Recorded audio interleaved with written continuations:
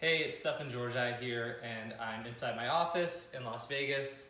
You can see it, the sweeping view of it.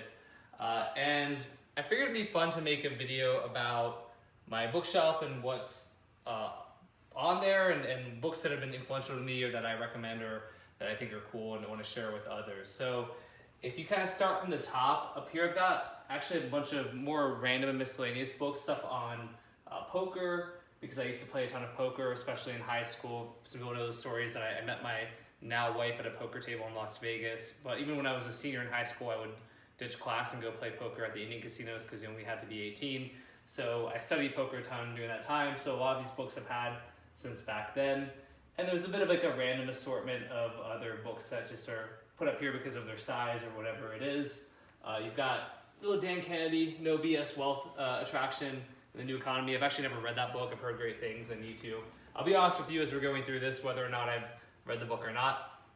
And then we get down to a bit more of like business type stuff. So we've got Persuasion by Robert Cialdini. I don't know how you say his name.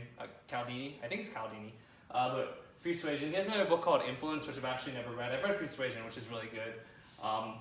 The Big Leap is a book I recommend to like a lot of people. It's about kind of with mindset, getting out of your own way, and how essentially reaching this upper limit problem where you start to get into like a zone of genius and you self-sabotage and you bring yourself back down, and the reasons why we do that, how you can stop doing that. So when you look at if there are patterns in your life that are causing you to sort of have these ups and downs, but you get into a place of effectiveness and happiness and things like that, but then you find a way to screw it up, you should read The Big Leap. So many people I've kind of mentored or talked to have said this book was absolutely life-changing for them, and I would agree with that. And then right next to that book, we have a really cool one called Confessions of the Pricing Man. So Dane Alexander, who used to be the CEO of Athletic Greens, gifted me this book after we met at the first mastermind I ever attended. And as you may kind of conclude from the title, it's all about pricing. This guy's like this German pricing expert, and his whole thing is about how we don't take pricing seriously enough and we don't like work that into our models, and how like little pricing increments and different things we do with how we price our products and services can make a huge difference in our income, revenue, profit, things like that. So this book is awesome. Honestly, just holding it, I kind of want to read it again pretty soon, so I might. Deep Work by Cal Newport. If you follow me or know much about me, you probably know that I've talked about deep work a lot. And essentially for me, that's just blocking off time to focus on my biggest needle mover and putting in that deep work, that like non-distracted but really focused work. There's a lot of stuff in this row that I won't stop and talk about every single one, but this is really almost one of the sweet spot kind of here, and then there's some more stuff down here that we'll get to. The 80-20 Principle by Richard Koch. If you don't know Richard Koch, really smart dude. Wrote another book called The Star Principle. And you may have heard of 80-20 Sales and Marketing by Perry Marshall. Perry Marshall was influenced by Richard Koch. And Richard Koch didn't come up with the 80-20 Principle, but he's got a great book about it, hugely influential for me, all about the idea that you can achieve 80% of the results or 20% of the effort, or that 80% of results come from 20% of the effort, or 20% of people, or different resources. So it's all about kind of leverage, really, is what the 80-20 Principle is all about. Another really good one, if you haven't read this before, is Scaling Up by Vern Harnish. Scaling Up is like a blueprint of how to scale a business. It is a textbook. I've read it, but I will be honest with you, when I read it, I thought to myself, to fully benefit from this book, I would need to take like a year and like only work on this book and only implement the stuff in this book, because it's extremely tactical and in-depth, and it really gives you a ton of systems and processes. So I think this is like a Bible. It's incredible, but you really would need to commit yourself to this book if you're going to read it over some of the other ones. I said before, I'm not going to go through every one, but there's a couple more I really want to talk about. 7 Habits of a Highly Effective Person, or The 7 Habits of Highly Effective People by Stephen Covey is a classic book on effectiveness and time management and things like that. Stephen Covey was as good as it gets with that stuff. And one thing that I took from this book was maybe 2 things actually. One is the idea that personal private victories precede public victories. So basically, in order to be effective in a larger sphere or public sphere, you need to first be effective in your own life or a personal sphere, and like these small wins kind of add up. So little things like making your bed in the morning, brushing your teeth, working out when you don't want to work out, those things kind of create momentum for you, and the more momentum you have, then you can carry that on into like the public sphere as well. Another thing I love from Stephen Covey, and I can't remember if it's in the 7 Habits or in another book, which I'm looking to see if I have it up here, and I think I do, so I'll probably see it in a minute, but another book he wrote is called Principle-Centered Leadership. Oh, it's right here. And the idea of the law of the harvest as well, which is that basically if you don't plant the seeds in the spring, you can't have your harvest in the fall. And that comes back to like doing the work, investing in things in your business, in your life, and doing it like now if you want to reap the rewards later on. So it's a really simple kind of concept, but to be completely honest with you, I actually like Principle-Centered Leadership more than the 7 Habits of Highly Effective People, but they're both really good. So I'm gonna put these back and then keep going on our tour here for a minute. And by the way, if you're enjoying this, hopefully you are, make sure to give this video a like, give a comment, tell me about these books if you've read them or not. Make sure you're gonna subscribe. I'll mention that at the end, but I'd love to see in the comments whether you agree that these books are cool, if you've read them, what you think of them. If I'm missing books, I'd love to hear about that, so please do comment. So I'm gonna skip through some now. Bunch of cool stuff here though. Let's go to Built to Last by Jim Collins is a classic. I'm not gonna go into that. Lean Startup is really cool. A lot of people have heard of the Lean Startup. If you haven't, it's really the whole idea of lean testing and lean implementation, being that if you're starting up a company, getting a minimal viable product, bringing it to market, and then iterating from there to have a more robust product or offering or service. And so this is a really good blueprint for how to start a business or even an offering and do it in a cost-effective, time-effective way. So Lean Startup is an awesome book for that. Start with Why by Simon Sinek. If you've never read this one, it's a classic as well. Really good idea of, we talk about our how or the what, but fewer people talk about the why behind what they do. So what's your why? So for me, my why is really to show people a better way. I challenge the status quo, but I want to show people who feel stuck in their lives because they're in a job they don't like, or they have a business that's not successful, whatever it is. I want to show them that there's a better, easier way to achieve success financially, but also mental, financial, spiritual, emotional success. That's what really motivates me. That's my why. And I know that because of this book. So it really helps you. When you know your why, it reinvigorates you. You wake up in the morning out of bed, and you get out of bed in the morning, you wake up, you're excited to crush the day because you have a why, you have a real purpose, and it goes deeper than make money or get followers or whatever it is. So highly recommend looking at your why if you've never done that. More great books here. I'm going to skip through. The Hard Thing About Hard Things by Ben Horowitz is a good one. I will kind of swoop over here to 80/20 Sales and Marketing by Perry Marshall. So again, I showed you the 80/20 principle by Richard Koch. And then this is more specific and tactical for marketers, and especially online marketers and internet marketing. This one to me it's probably marked up. I know it's marked up now, but you can see it fold here, which is on page 143, which is just recently I started rereading this, not like 6 months ago, but I'll reread this book every couple of years. I think this book is extremely powerful.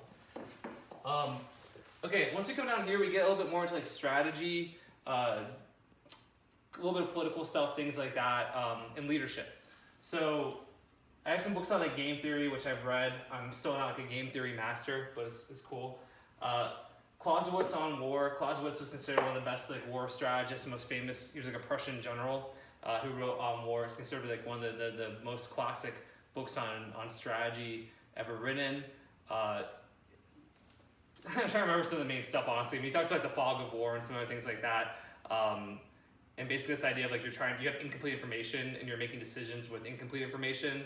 But like there's almost like a set of principles for how you do make those decisions. It's not an easy read. And frankly, the first 2 or 3 like kind of chapters of it are really, you get most of the main stuff from that. But it's cool. But I have a lot of stuff. On Grand Strategy by what's his name, John Lewis Gaddis. I've actually really enjoyed that. He's like a Yale professor, and he does like a kind of historical survey of strategy and kind of military strategy over time. So going back to, I think it even starts in the Bible, and then I know if it doesn't start in the Bible, it starts in ancient Greece and goes through the medieval period and all the way up to the modern times.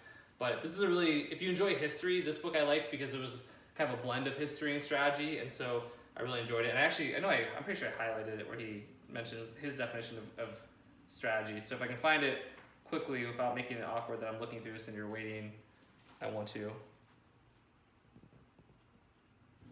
I know I have it, come on. There we go. Yeah, grand strategy is basically for him the alignment of potentially unlimited aspirations with necessarily limited capabilities, which I think is actually really cool, like a cool definition. So basically, we all have unlimited aspirations, whether, you talk about war, but even in business or winning at life or whatever it is, right? We have these unlimited aspirations, but there's limited capabilities, limited means, whether those are financial resources or our own time and hours and bandwidth, the people who we have available to us, all these sorts of things that limit them. So how do you maximize,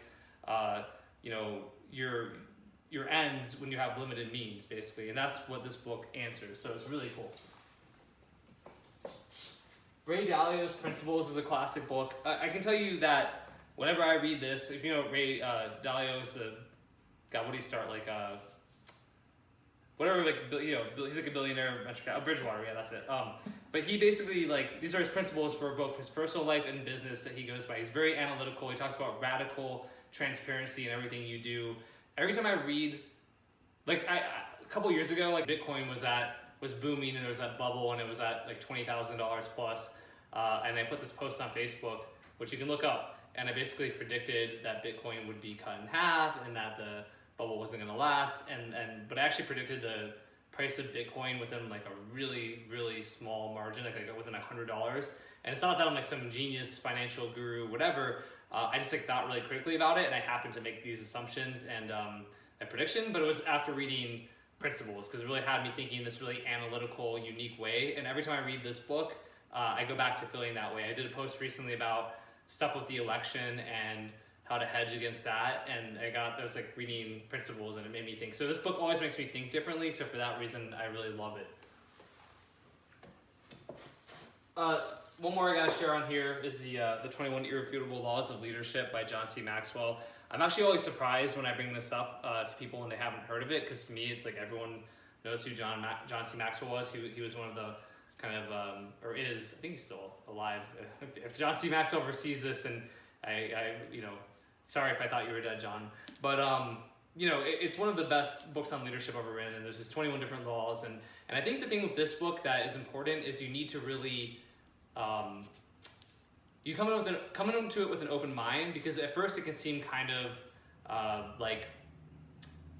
simple or basic, but when you put these principles into practice, you get really exponential results. So I learned this with my first self-supplement company, and I felt like I wasn't a good leader and our team was struggling, and I started reading through the book and had these realizations and implemented several of them into my business and my leadership style and my people, and we went from $1 million in revenue the first year to $23 million in revenue the second year.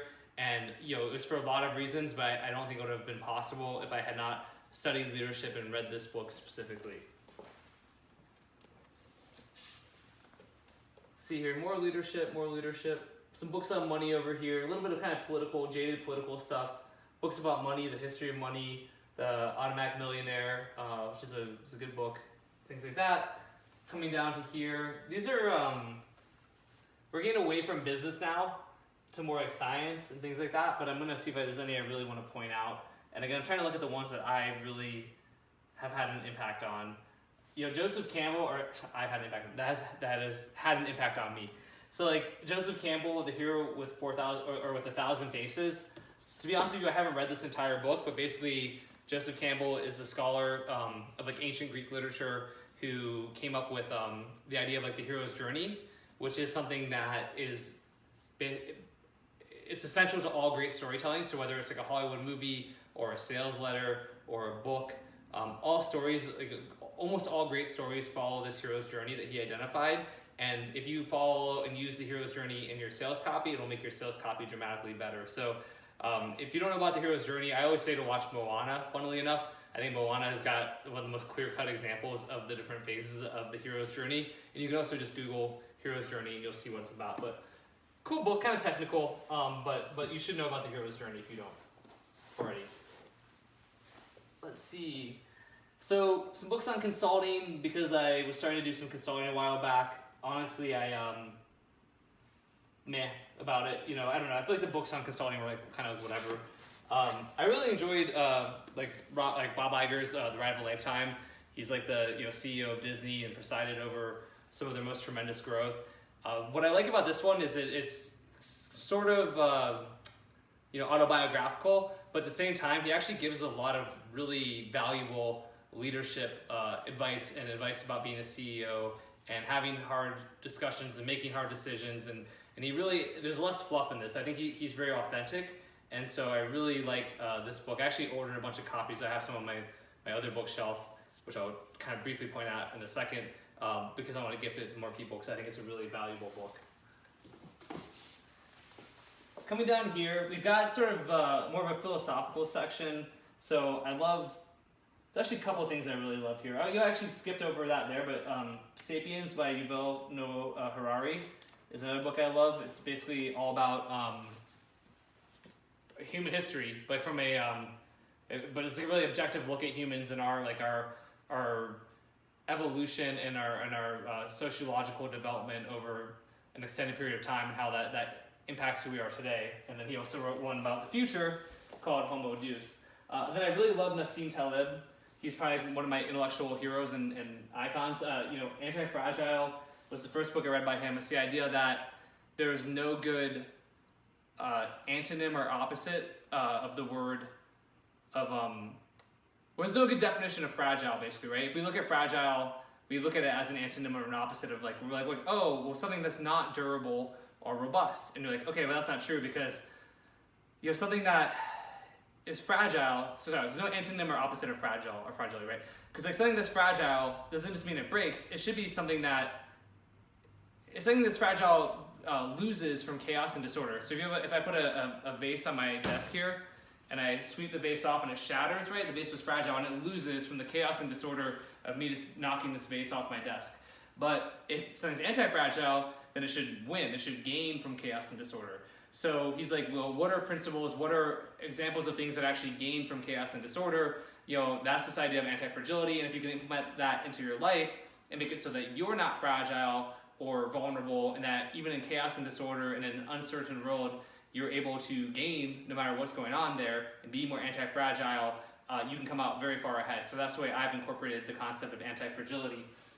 Skin in the game is about basically having skin in the game in life and in business and things like that if you don't have any kind of downside to your actions, then you make bad decisions. So you should have skin in the game. So it's another book by Taleb I really like.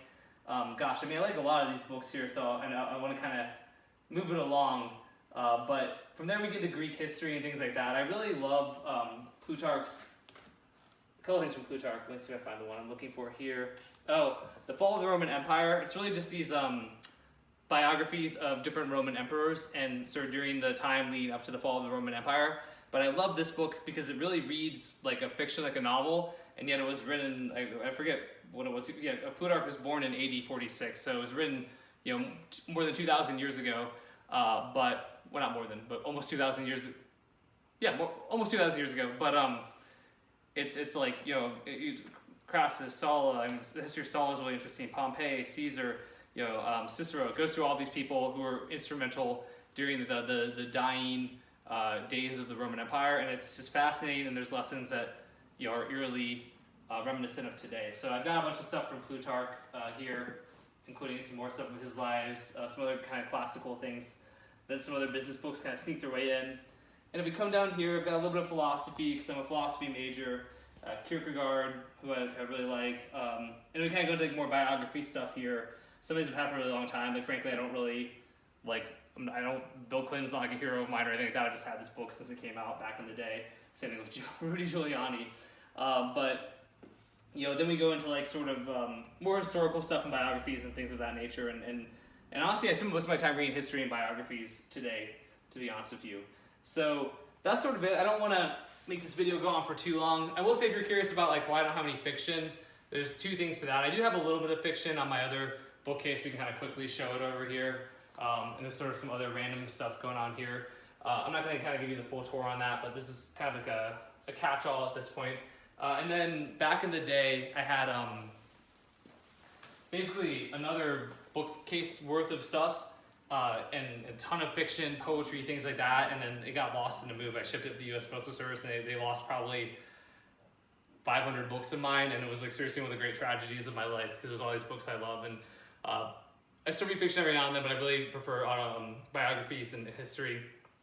But yeah, so that's my bookcase. Hopefully you found it interesting. There's a ton of books I wish I could have talked about, but I didn't. But you know, again, please comment, let me know any of the books, if you've read any of these books I mentioned, if you like them, if I missed any book recommendations, I'd love to hear them. And then, you know, besides that, make sure you subscribe to my channel if you like talking about business, books, philosophy, copywriting, making money, mindset, anything else, because I'd love to have you as a subscriber. So click the subscribe button too, and I'll see you next time.